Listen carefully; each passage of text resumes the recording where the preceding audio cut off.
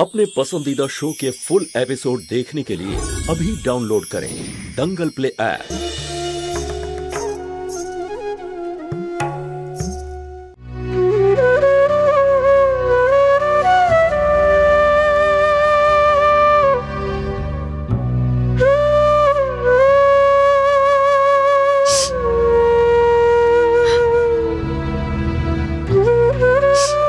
Please নিজেকে একটু সামলাও। কি করে মিনাল,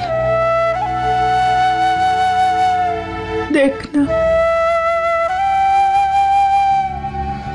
যে ছেলেটা তার মায়ের থেকে এক মুহূর্তও দূরে থাকতো না, সে কিরকম অপরিচিতের মতো ব্যবহার করছে। আমি খুব একলা, আমার খুব কষ্ট হচ্ছে রে উদয়ের এই ব্যবহার। মা, এভাবে কান্নাকাটি করলে তো সমস্যার সমাধান হবে না। যদি তুমি এভাবে ভেঙে পড়ো তাহলে উদয়কে কে সামলাবে? উদয়ের এখন যা মানসিক অবস্থা, তাতে ও যদি ভুল পদক্ষেপ নেয় তাহলে ওর জীবনটা নষ্ট হয়ে যাবে। তাই বলছি, প্লিজ তোমার এই চোখের জলটাকে নিজের শক্তি করো। এখন যা পরিস্থিতি, আমাদের খুব বুঝে শুনে পা ফেলতে হবে। মা, কখনো কখনো আমাদের ডিপ্লোম্যাটিক হতেই হয়। মানে আমি আমার ছেলের সাথে ডিপ্লোমেসি করব না, এইসব আমার দ্বারা হবে না। মা, লোহা দিয়েই লোহা কাটা যায়। যেভাবে ওই সুধা মেয়েটা নিজের ভালোবাসার জালে উদয়কে ফাঁসিয়েছে, আমাদের বুদ্ধি করে ওকে ওখান থেকে বের করতে হবে। না হলে তুমি তোমার ছেলেকে আর আমি আমার ভাইকে হারাবো। এবার গল্পটা যেখান থেকে শুরু হয়েছিল তার শেষটাও সেখানেই হবে।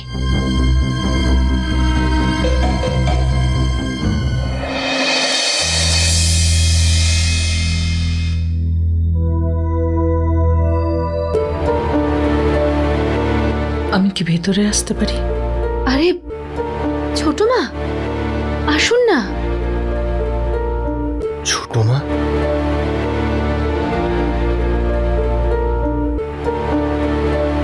আমি তোমাদের দুজনকে কিছু জরুরি কথা বলতে এসেছি।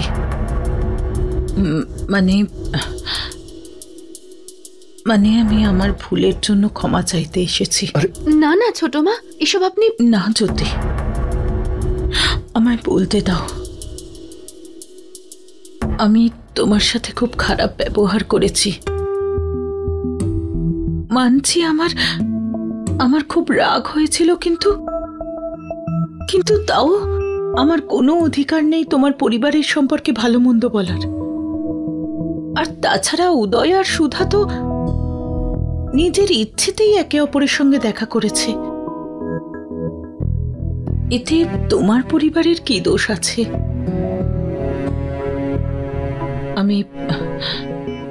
আমি সত্যি খুব লজ্জিত জ্যোতি। যদি সম্ভব হয় তাহলে আমায় ক্ষমা করে দিও। আরে ছোট মা, এসব কি বলছো তুমি? আমাদের ভালোবাসা আর বকা দেওয়ার সম্পূর্ণ অধিকার আছে তোমার। আমাদের মনে এরকম কিছুই নেই। হ্যাঁ ছোট মা, আর আমরা দুজনেই জানি যে আপনি যা বলেছেন সেগুলো রাগ করে বলেছেন। এভাবে ক্ষমা চেয়ে আমাদের দুজনকে আর লজ্জা দেবেন না প্লিজ। পঙ্কজ, আমার মা হওয়ার সুখ সবার আগে তুই আমাকে দিয়েছিস। উদয় আর মিনাল তো আমার জীবনে পরে এসেছে। আর আমি তোকেই বললাম যে আমার আর আমার ছেলের ব্যাপার থেকে দূরে থাক। তুই নিজের থেকেও বেশি খেয়াল রেখেছিস উদয়ের। কত ভালোবাসিস তুই উদয়কে। আর ছোট মা, প্লিজ যা হয়েছে সেগুলো ভুলে যান। আমিও কি করব বলো জ্যোতি?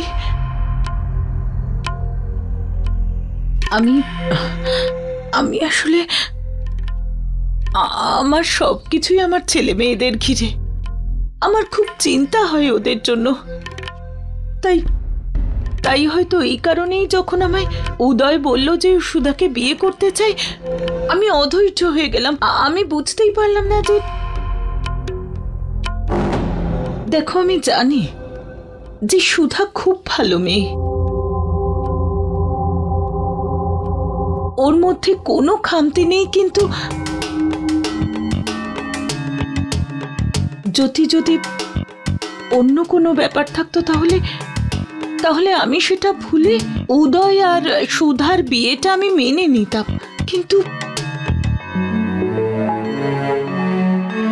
তোমরা দুজন তো জানোই যে সুধা একজন মানসিক রোগী। ওর মাল্টিপল পার্সোনালিটি ডিসঅর্ডার আছে। তাই আমি মানছি ছোট মা যে সুধার একটা মানসিক রোগ আছে,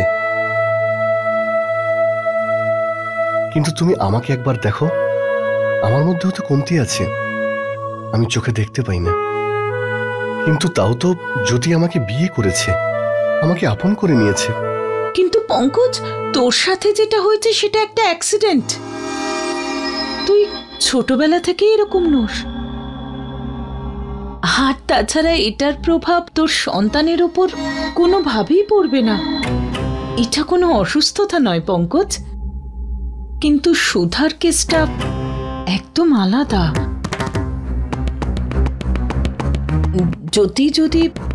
যদি উদয় আর সুধার বিয়েটা হয়, তাহলে এটা হতে পারে যে ওদের সন্তানেরা এই অসুস্থতার শিকার হয়।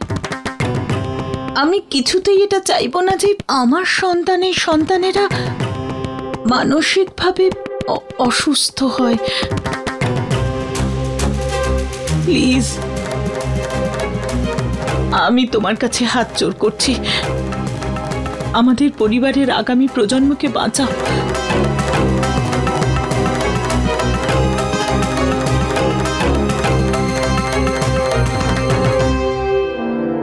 উদয়, উদয়, কোথায় ছিলি তুই এতক্ষণ? জানিস কত চিন্তা হত। উদয়, অসভ্যতামির একটা সীমা থাকে উদয়। অন্তত মায়ের কথার উত্তরটা তো দে। জানিস যখন থেকে গেছিস এক ফোঁটা জল পর্যন্ত খাইনি মা। ওই মেয়েটা আমার ভাইকে অন্ধ করে দিয়েছে। আরে আমাদের জন্য চিন্তা না করলে না কর, নিজের জন্য তো ভাববি। কাল থেকে কিছু খাসনি তো তুই? চল এক্ষুনি গিয়ে কিছু খেয়ে নিবি, চল চল।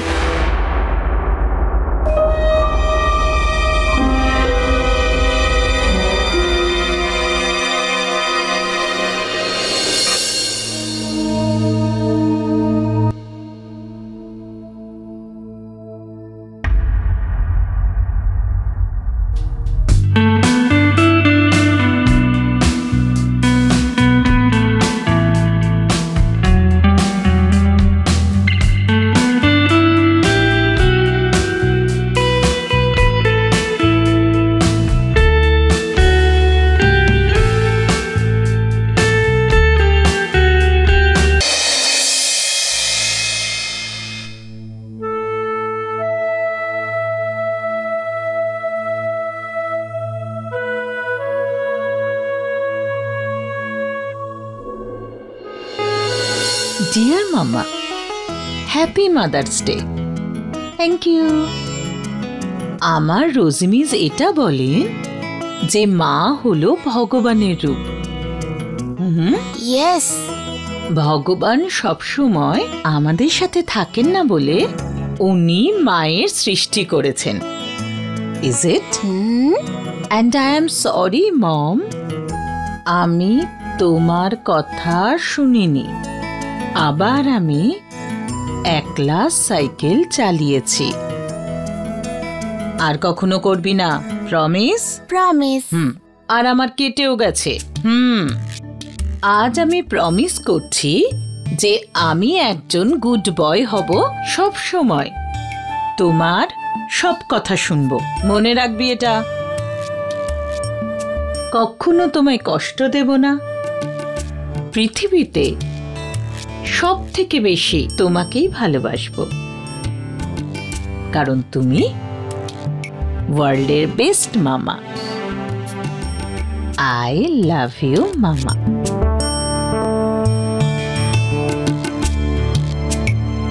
I love you, my son.